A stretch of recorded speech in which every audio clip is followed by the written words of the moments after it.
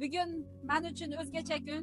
Haqiqatan ham ustozlar aytishardi, sen yaxshi niyatingni qilib qo'yaver, onging bilan ko'p narsani chaqirib olasan. Bugungi hodisotlar hammasi onging bilan chaqirilgan deylardi. Qariyb 3,5 yildan beri bugungi kunda xayolan orzu qilardim, lekin maqsad qo'ymagan ekanman, yetishmagan ekanman.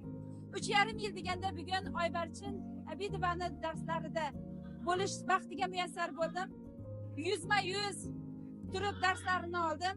Buning uchun yuqori ustozlarimga juda katta rahmat aytaman.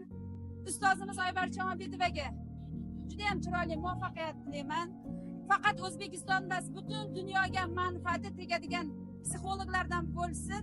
Bu bo'ldi ham bizdaqa insonlarning hayotini go'zallashtirish uchun charchashmasin.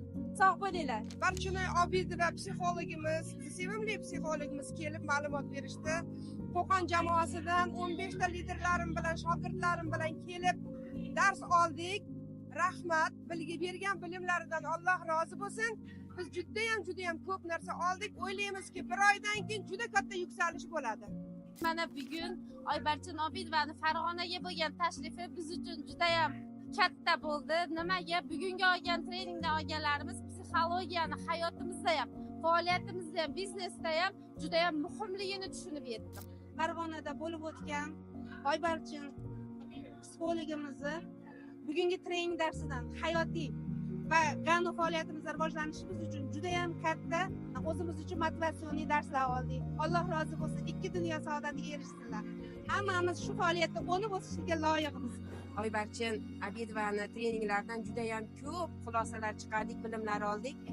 Jamoamizning rivojlanishi aynan o'zimizga bog'liqligini, fikrimizga, qilayotgan har bitta harakatlarimizga bog'liqligini tushunib yetdik.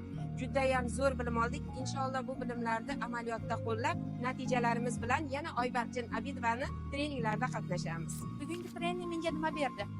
Men yana ham o'z ustimda ishlashimni va komandaga yana ham shijoatli bo'lishimni va oldingi xatolarim ustida ishlashligimni his qildirdi.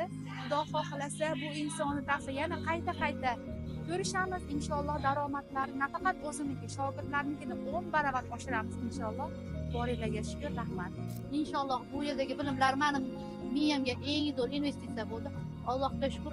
Inshaalloh keyinchalik men bu yerda eng zo'r rivojlanishga 40% eng kuchli menejer bo'lishga tayyor bo'lib ketyapman. Inshaalloh hammasi zo'r bo'ladi.